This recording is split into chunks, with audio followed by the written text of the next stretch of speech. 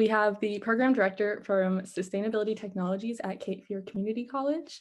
And if you just want to go into a little bit of your background and maybe what you do at your job and what your journey in sustainability has been like, that would be a really awesome way to just introduce a little bit about yourself. Yeah, sure. Thanks, Maya. I appreciate it, and thanks for the invitation here. Um, so my last name is Wojciechowski. Wojciechowski. Some people say Wojciechowski too. I think either one is fine. My students all call me Woj, and most of my friends call me Woj. So that's what I generally prefer. But of course, I answer to John as well.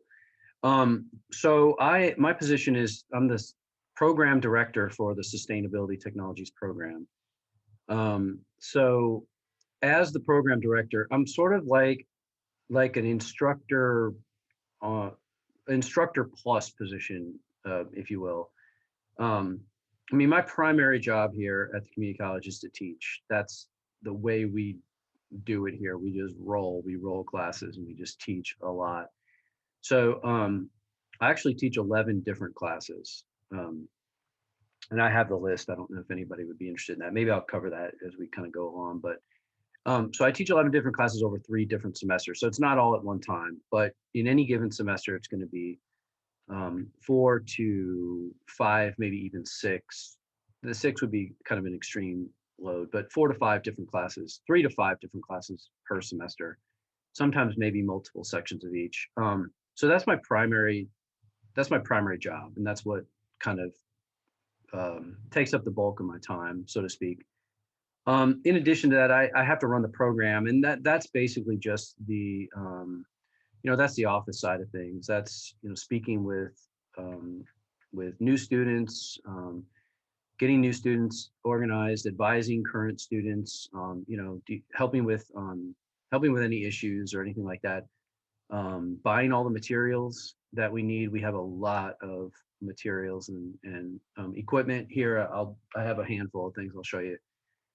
So that's kind of a big deal too. I literally this time of year I go to Lowe's th 2 to 3 times a week, and that's just one vendor. I'll go to other vendors as well. We have kind of an arrangement with Lowe's, so most of my general stuff can come from there. So I'm always shopping for things as well, making sure we have the right materials. And of course, there's the behind the scenes bureaucracy and paperwork, which is not the exciting part of my job. So you certainly don't want to hear about that, trust me. um, but it's really the teaching that's really the core of my position. So it's a student centered position, and I'm in front of my students all the time. Um, so let's see, Maya, you asked me what has my journey in sustainability like? I guess I'll go back to the beginning. uh, I don't, maybe I'm dating myself, but sustainability was never a thing. Like I went to college at Tulane University down in New Orleans, and I was there from 90 to 95. So, and I was in the architecture school, and I graduated with a Master of Architecture degree. I don't, and which sounds really impressive, but to be honest with you, I look back and I'm like, I didn't know anything. Like I'm not I'm not sure they taught us anything.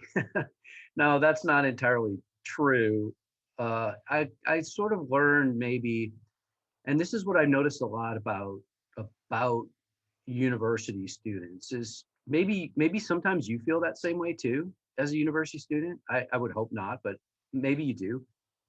But there's such an intangible aspect to going to college. You know what I mean? Learning how to organize your time, learning how to manage things, learning what is an acceptable result for a for a an assignment. How do you study for a test? All these little things that a lot of students just coming in and joining us here at community college, they don't know a lot of those things. And so um, what I'm trying to say is I did learn a lot in college. I had a good time too. But I think I learned how to be a person and how to be professional in a way. You know what I mean? Um, but but to the heart of the matter is, I'm not even sure if the word sustainability was ever mentioned, to be honest with you. I don't, I mean, maybe it was, I don't know. I certainly didn't learn anything about those types of subjects. So I practiced architecture after school with my uncle out in Colorado for about 6, 7 years. Then my wife at the time and one young daughter, we moved to Wilmington.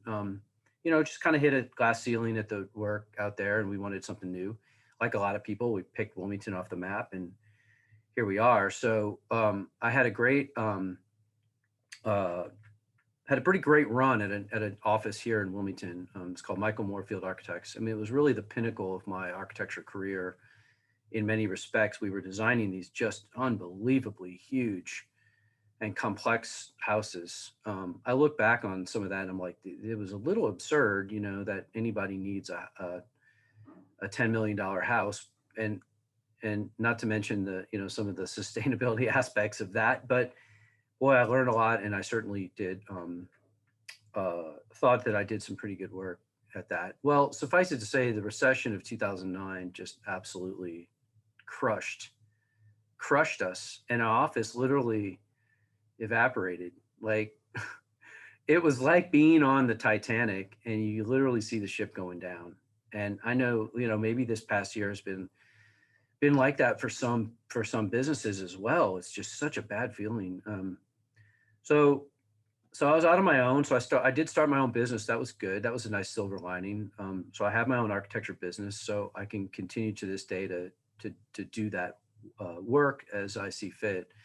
So that was great, but making a go of that was really tough. So I needed a transition, and I found out through a friend of a friend about this position, and that's a good lesson right there. Like getting a job in Wilmington is pretty much about networking, and I happened to know the right people to connect me with this opportunity. And I had to interview, and it was competitive, and it was by no means a gimme, but so I started in this position in 2010. So we've been at this for about 10 years now.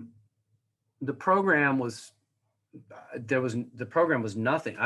It didn't exist before I got here. So it had existed at a couple other community colleges. That's it, as this sort of fledgling new thing in the community college system. So we basically had to start from scratch to kind of get this thing organized. It just started by there was a draft curriculum, and I was lucky to have some students the first year, and we just started teaching the classes. And as we got along, we made some major changes to the program, and it's evolved many times over until where we are today. So let's see, Maya, to answer your question, what has the journey been like? Oh my gosh. I mean, it's like, looking back 10 years ago, what did it's just I feel like I'm a different person in a way. I feel like I totally have a completely different skill set. Maybe some of the same core skills for sure, but I've learned so much about so many different things. And that's what's been really rewarding, just the amount of things that I've had to learn to pass on to my students.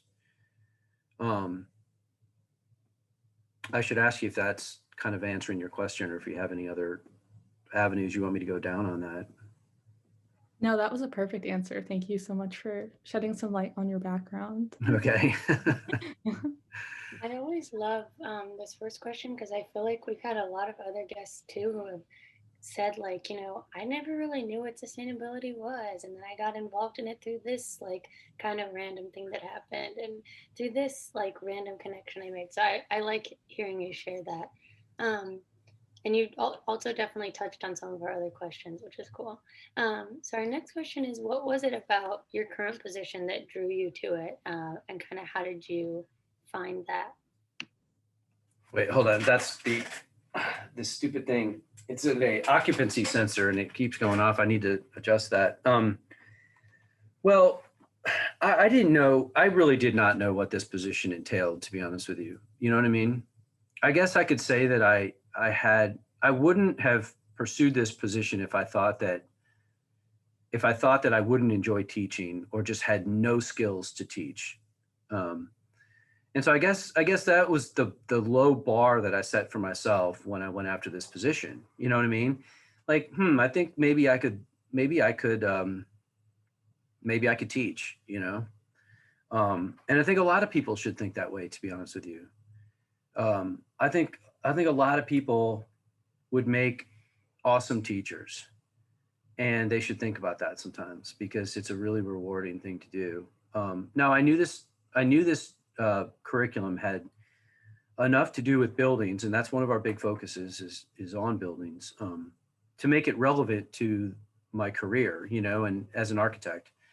So there was some things that were appealing about that. I didn't come from a community college background. I'm from St. Louis, and you know we have a community college system in Missouri. It just wasn't something I ever thought about, you know. And to be honest, I just don't think that the Missouri community college system is can even hold a candle to the system we have here in North Carolina. When I started looking into what the community college system is here in North Carolina, it really is one of the top in the country. I would be hard pressed to find any other state that has a community college system as robust as we do. It is, you know, there's what, oh gosh, 50 community colleges or something like that. Don't quote me on that. And there may be more than that. There's 100 counties, and we serve, like, for example, Cape Fear serves two different counties,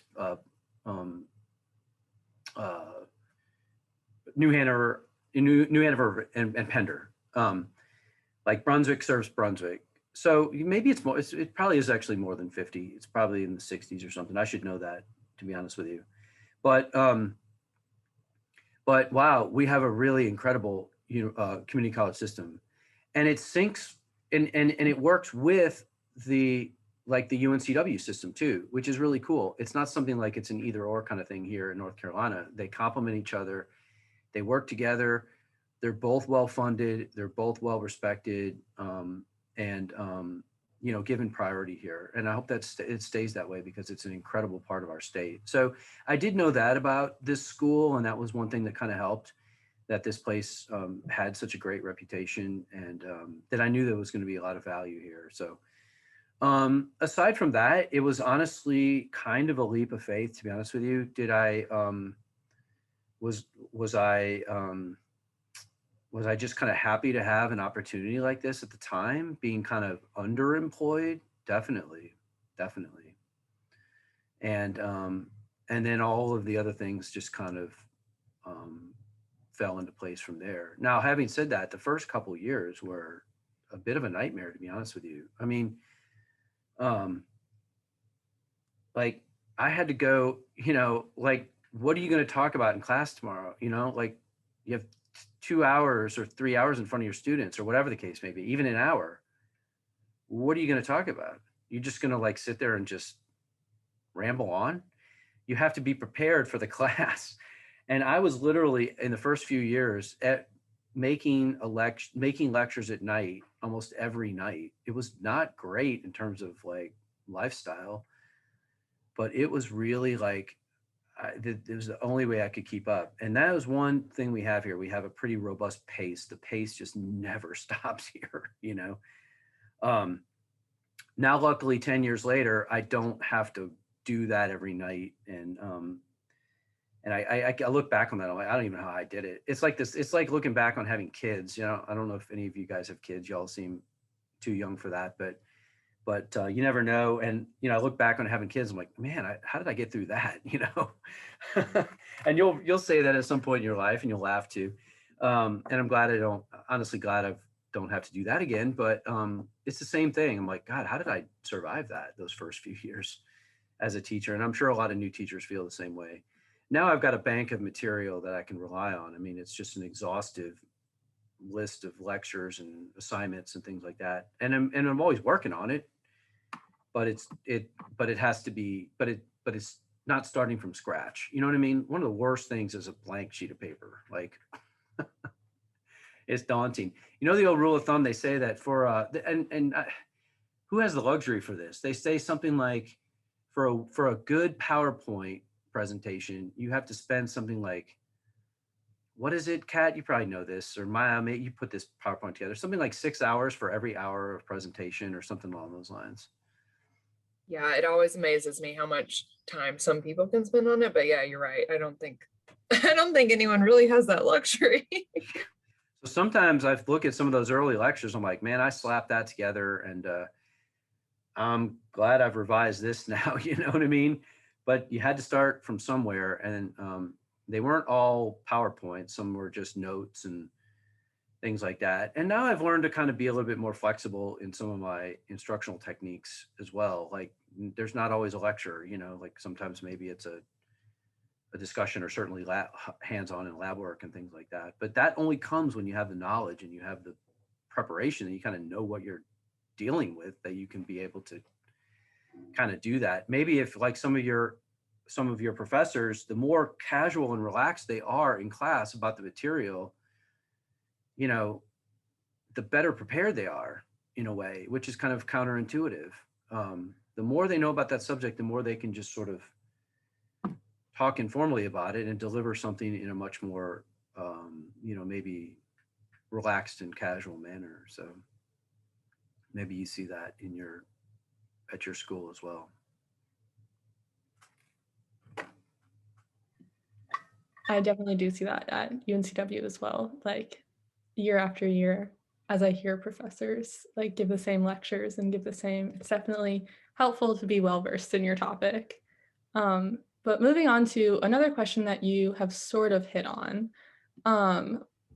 and coming from a little bit of a different academic background than what you do now, what skills or knowledge from your previous degrees do you think that you use most in your career now, or what was super beneficial? So you're probably talking about like my architecture degree. Yeah. Well, kind of like I said before, I think I was taught how to organize information. And I think maybe that is the best thing that serves me. So this is a pretty good parallel. Like, I don't think a lot of people understand what architects do. You know what I mean? They think, oh, well, architects design buildings, and it seems glamorous in a way, you know. Most of the time it's not. Most of the time it's organizing information. And architects are very unique in the sense that we have to be generalists.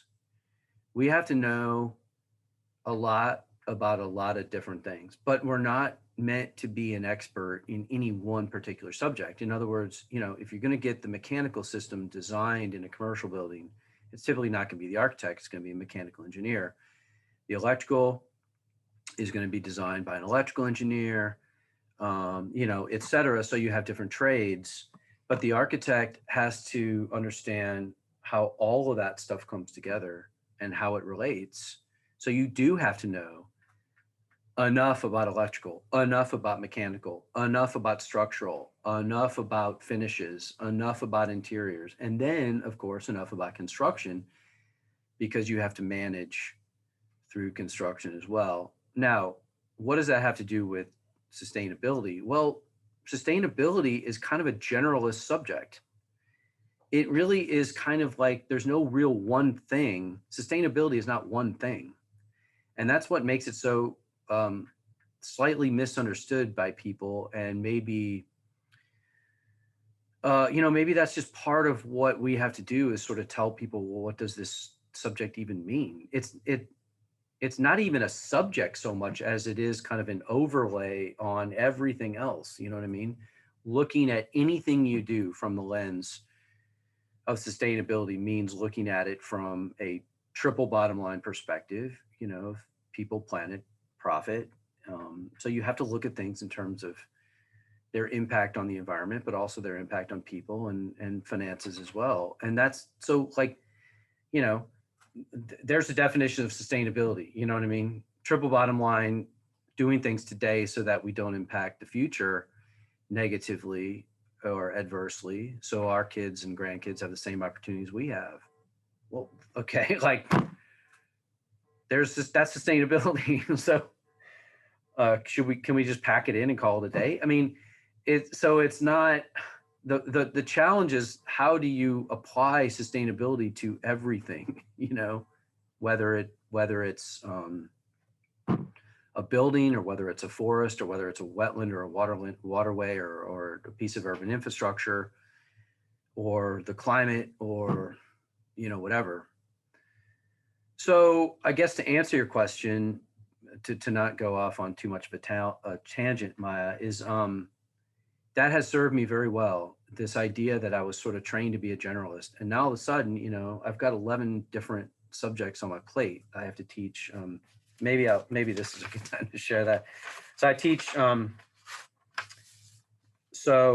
building related stuff is green building, which is really cool. And that came easy to me. Green building, that wasn't a challenge, but building science, I've had to learn a lot about that. And weatherization, which is kind of like building science, the hands-on aspect of that. And environmental science, I'd never taught an environmental science class before. I've taught that now for 9 years.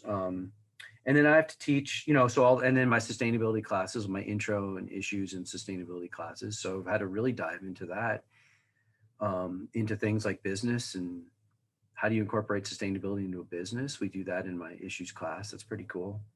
And then I teach renewable energy stuff. So, that was a scary moment, walking in day one on a wind and hydro class. What do I know about wind and hydro? You know what I mean? And now I'm the expert. So pick a good book. That always helps. And then, as they always say, stay one chapter ahead of your students. And then you just build the knowledge, and then all of a sudden you can talk about it intelligently. I teach a thermal systems class. We do hot water systems and a little bit of geothermal systems. That's been really cool. Had to teach plumbing. Like, what do I know about plumbing? Now I know a lot about plumbing. It's pretty cool. So like that's kind of like an indication of, or kind of what I was telling you about. Like, I think somebody that is too niche and can't handle a bunch of different things would not do well in a position like this. And maybe they wouldn't do well in a kind of sustainability minded position where you have to keep your eye on a lot of different things. Because that's just the nature of the subject. It's very, very diverse and very broad in many respects. And in many ways, it's about drilling down into each individual technology that you're looking at under the lens of sustainability. You're really doing a good job of answering these questions and also including other questions that we have. But I wanted to say, in response to what you said about kind of defining sustainability, I've definitely had conversations with people before about how it's something that's like really difficult for anybody to kind of define, but then everybody can kind of recognize it and everybody kind of knows what it is. So I thought that was a cool, that was definitely what it made me think of. But the next question, which you've definitely touched a lot on, is about the skills you found that you needed in your position, which it seems like there's a lot of things you've needed to learn that you Yeah. didn't learn in class, and kind of the approaches you've taken to learning those. So I think a lot of the hands-on skills have taken me time to get, ironically, as hard as it was to crank out lectures at night and on the weekends, as exhausting as that was, I got to the point where like a lecture wasn't difficult for me, maybe in terms of like mentally, but I knew in the back of my mind, several years in this program, that really what's going to make a difference is going to be a lot of the hands-on kind of stuff that we do, and that is about having the right materials, having the right tools, and then understanding how to use those things. That took me that was a way bigger challenge, to learn all that stuff, because our program is there's that occupancy sensor again. Not sure if an occupancy sensor is the best thing in a single office, to be honest with you. Like, I don't know. I guess people get up, they leave their office, they come back. So I don't know. But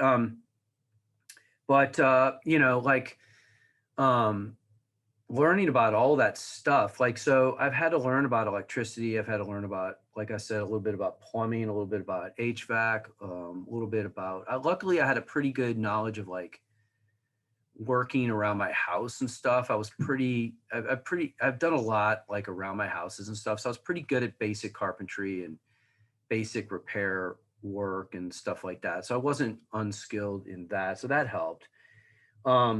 But all those like learning to use all that material is and all that gear is that's been probably the biggest challenge because you need training on that, you know.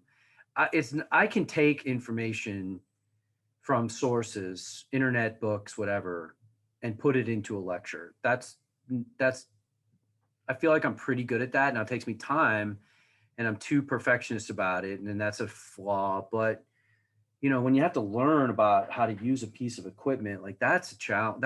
That's just like you just need training for that, or you need to just spend time doing it and learn how to do it. And maybe do it wrong. I've kind of learned in the past few years, like, well, maybe let's just try something and even if it doesn't work, you know what I mean?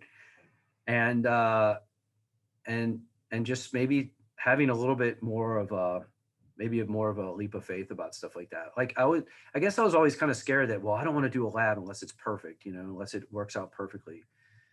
But I think I've gotten over that a little bit. And it's just sort of like, well, let's just do it and see what happens. And you never know what people learn. They just learn by absorbing things. And it's, you know, they get more out of things than you think, even if they think that they're just sort of standing in the background or something. But anyway, I wanted to show you like a couple, like talking about a couple things like I don't know, there's, you know, obviously we have solar panels here and, you know, learning how to do just that is a challenge. So that's cool. Solar's really interesting. It's at the end of the day, it's pretty simple in a sense. You got two connections here, a positive and a negative, and it's two wires, but there's a lot more to it obviously than that. This was a cool piece of equipment. This is a micro hydro.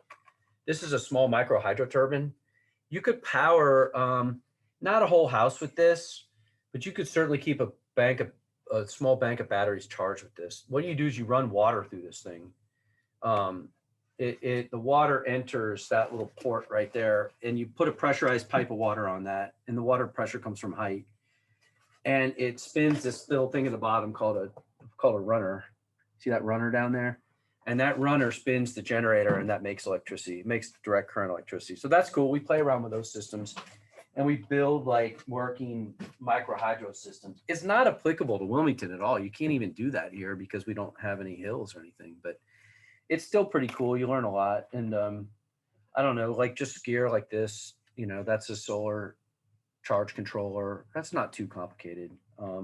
We were playing with this the other day. This is a combustion analyzer. We were talking about in our building science class, a combustion analyzer. So this is for combustion heating. You stick this probe into the heat exchanger of like a furnace or a boiler or something, if it's burning some type of hydrocarbon fuel, and it spits out the efficiency of the machine by looking at the flue gases. So that's pretty cool. Well, I teach a commercial in my energy use analysis class. That's like commercial energy auditing, like commercial buildings are really interesting. And we use these little things. These are cool. These are called data loggers. This tiny little thing, it's kind of cute, you know, measures, this one measures state. So you slap this onto a motor and it would tell you how often and when the motor came off and on. So you could use that to do calculations on the energy use of the motor. And they do those for lighting, temperature, occupancy, humidity. I mean, if you guys are in like an environmental science type degree or like an environmental degree, they even make stuff for like water quality and things like that, which is really cool. I don't know, electrical stuff, multimeter. We do multimeter certifications, make sure we know how to safely and effectively use multimeter. There's a lot of ways you can you're probably not going to get hurt, but you could certainly blow the meter up, and that's always kind of interesting. Electrical test devices. Wait, that's not it. Never mind. This is This is a light meter. This is kind of cool. The batteries are dead, but that's another challenge. Batteries, did I say that that's a challenge? Everything has batteries, and then the batteries are always dead. But you hold this up and it tells you how many foot candles of light you have in a particular room. So we do lighting audits and things like that in my commercial energy class. I don't know. And then all kinds of hardware and stuff. Here's some screws. We're gonna put a metal roof on our tiny house next week. So like, how do you do a metal roof? How do you attach that? I don't know. I've been kind of looking into it, and I got the screws for it. I think I got the right stuff. We'll see next week. So anyway, that's some of the gear. Manometers. We use this in buildings, in auditing houses and stuff. These are little pressure devices and stuff like that. So anyway, that's a long-winded answer to what you're saying, but you know, I didn't know anything about any of that stuff. So, so you kind of have to learn that, and then you have to try to teach it as effectively as possible. You know, that's always a challenge. Thank you so much for bringing examples. That was really awesome. I feel like I just learned a lot in like a very short time.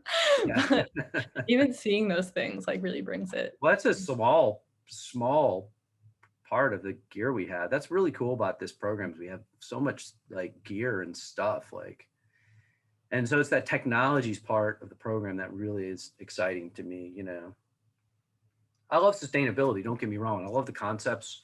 I love talking about, you know, nature and things like that, and water, air, and forests, and natural resources, and energy, and all that. Love those topics as well. But you know, the technologies are really cool, and that really kind of keeps me interested on a day-to-day level. So I guess reflecting on everything that you have mentioned so far and your career in education and sustainability, if you could just have somebody tell you one piece of advice, what do you wish you knew? And what do you wish somebody had told you to get where you are now? One piece of advice? Oh my gosh. I don't know. How about thousands of pieces of advice, you know? I don't know. You can never stop learning. You know what I mean? Like, so I was having this conversation with this student yesterday. We're trying to get a little club here for the Wilmington Cape Fear Home Builders Association. And somebody needs to step up to be the president, the vice president, secretary, treasurer. So, you know what I mean? Like, we need student leadership here. So of course nobody raises their hand, you know? So as the advisors, we're like, you know, this is a student club. You guys are going to have to lead this. So I was talking to this kid. I was like, you'd be a good candidate. You know, I didn't know much about this guy, but he just looked like he was into it and stuff. And I'm like, well, you should be president. Why don't you be president? He's like, I don't know, man. I got too much to learn, and I don't have time, and I'm learning too much or something. And I'm like, dude, how old are you? You know, he's like a 23 or something. I'm like, you know how much, like, I'm still learning like every single day about all kinds of stuff, you know, what, you know, like you starting out at 23 and what you're going to learn over the next 20, 30 years. It's unbelievable. I don't think that's a piece of advice, but definitely,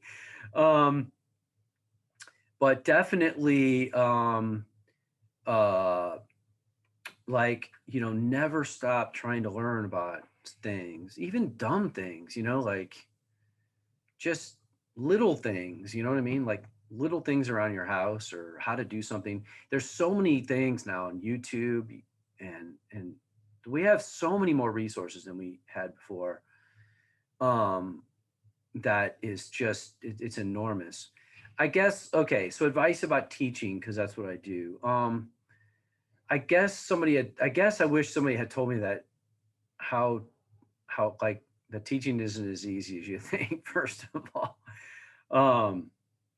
But maybe things like be careful about the books you pick. And I've learned that over the years. Like I would always just pick books, you know what I mean? And thinking that like, oh, well, the book's going to solve all my problems in this class. You know, a lot of times students don't read the book if it gets too big or daunting, or I know that at UNCW, you can't probably get away with that, but it's amazing how you can actually, in some classes here, excel by not even reading the book. Like, and I've made that mistake too, like picking, let me give you an example. Okay, like this book, like this was kind of a disaster here. Guide to Energy Management. Okay, the first clue here was written by two engineers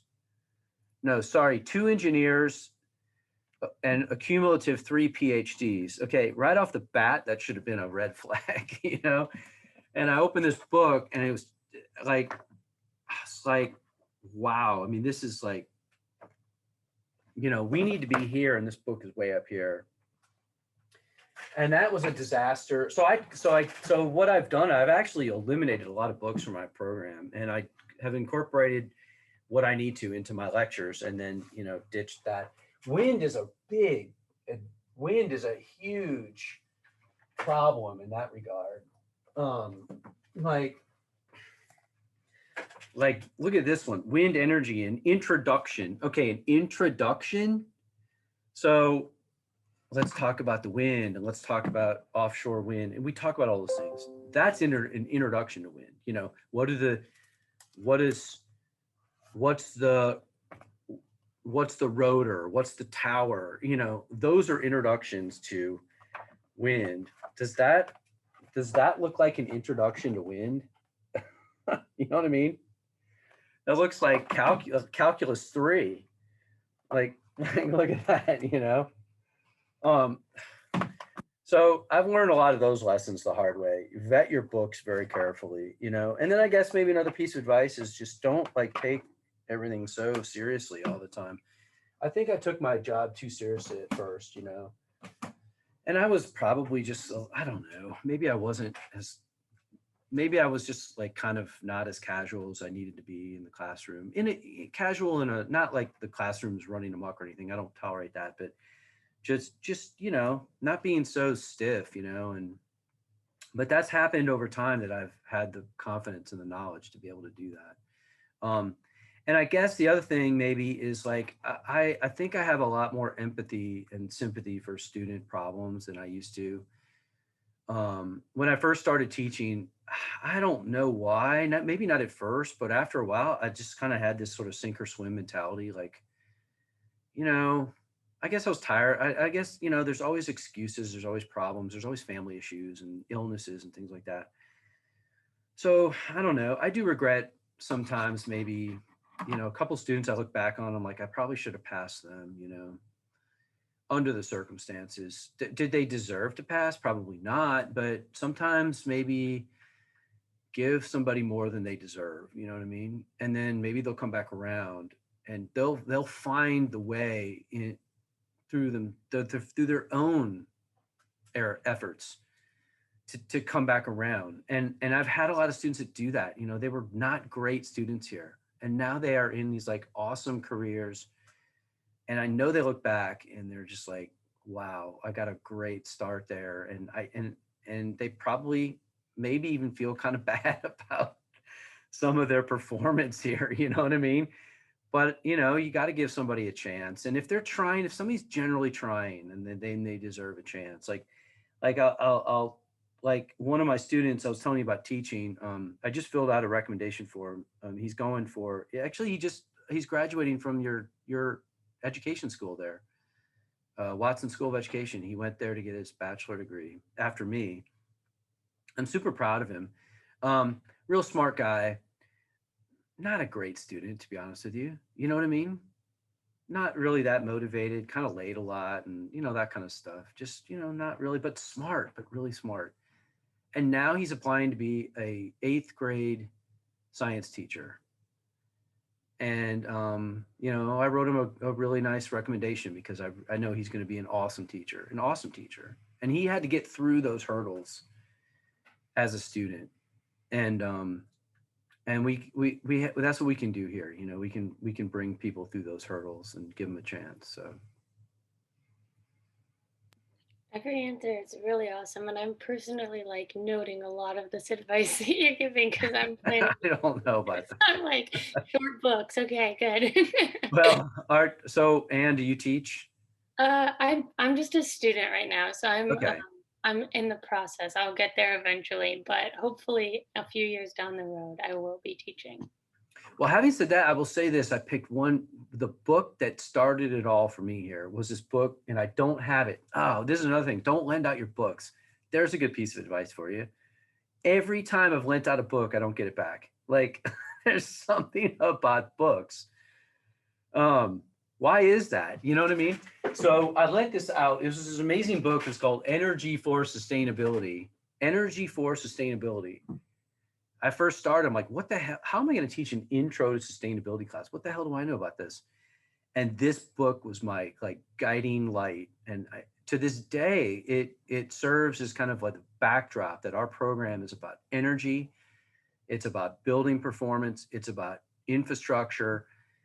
And if I didn't have that book, I'd have been lost. But so don't get me wrong, you need good books. You really, really do. And the good ones are worth their weight in gold. I've got a huge book collection right here on my desk. I'm not going to show you, but because I'm in English classes, it's like 12 plus books high. So I'm working on that. The problem is I just don't know if people have time to read like I did in college. I don't even know if I had time to read in college, but I managed to. And I think at the university level, you guys have to read a lot more, and you certainly have to write a lot more. But I don't know, I look at some of these students and I know they're working, they've got families, some of them have kids, they have they have to commute, they have jobs, and it's like, when do you read? When do you have time to read a lot? And I know that's a challenge. It's a big challenge. Definitely. Well, our last question that we have prepared for you is how can students get involved with the work that you do and what certifications are available? And Yeah. yes, you've already talked about some of the classes that you offer and everything, but if you wanted to expand on that a little more, we would love to hear. Yeah, without a doubt. Look, I don't think that UNCW students realize enough that you can take classes here, and it's such a great idea. You know what I mean? Um, I've had some UNCW students in my classes before, and they're great. They're absolutely great students. Um, Even if you're going after a degree there, and you're still kind of neck deep in that, maybe come and take a summer class, or maybe take one of our like a night class. And I offer some internet classes now, and get some extra training. Like for example, this summer I'm teaching an environmental science class, and it's a really great slant on environmental science. It's more about environmental technology. It's about water and urban water, and urban infrastructure, waste, recycling, of course, air pollution, and we talk about the basics of things like that as well. But that class should transfer to UNCW. I had that going in the past. I don't see any reason why that should not, as a basic level environmental science class. And so that's an example. You could do that. Students could get involved and do that in their summer, maybe get a little bit ahead, or just to get a little bit of a different look. We've got classes in, like I said, like a green building class, for example, or my intro to sustainability class. Would be an awesome boost to anybody there to give you a different perspective on things. Certainly on kind of more of the technological side, on the more of the infrastructure type side of sustainability, and environmentalism. So to kind of help with that, we do have, obviously we have a full associate's degree, that's 71 credit hours, but we do also have 3 certificates. Those are 15 hours. So they're 5 class blocks. Each class is 3 credits. And we have one in sustainability. So it's called our certificate in sustainability. We have a certificate in renewable energy technology, which is real heavy on solar, but also includes wind, includes a little bit of hydro, includes that thermal class that I was telling you about, and includes some electricity training as well. And then we have our final certificate is what's called the Building Performance Certificate. And that is really about, the building piece and about, it starts with green building, but it goes way deep into the building science and all the performance aspects and auditing aspects of buildings with the backdrop of, energy use and energy efficiency. So we have those are great opportunities. And, I get a lot of university students, to be honest with you. I tell people my program is like, it's half white collar and half blue collar. And better, smarter students really excel in my program because they don't struggle with the basic assignments and time management stuff. So they can really focus on the material. So any student that I've had that has been through university and comes back to us to get more of that hands-on and technological slant, they always excel. And then their resume is even that much more boosted, and it opens up more job opportunities because you can go into different sectors then. With a bachelor degree and one of those certificates, you're going to open up different doors than you thought was possible. And now the most important part of that is your bachelor degree or master. Maybe some of you guys are doing master programs. And that is absolutely critical in today's day and age, that you guys are achieving that level, and that's an incredible achievement. But then, after that or concurrently come over to the college and get some of this kind of technical nuts and bolts kind of blue collar training. And I think you'd really enjoy it. Oh, and I should say real quick too, there's other certifications built into those classes. Like, for example, you may be interested, I know Kat has asked me this in the past, like interested in getting like, say, a lead green associate certificate. It's not a certificate, it's an accreditation. Because, LEED is the preeminent green building standard in the world. And if you're going to talk about green building, you got to talk about LEED. So we train for that certification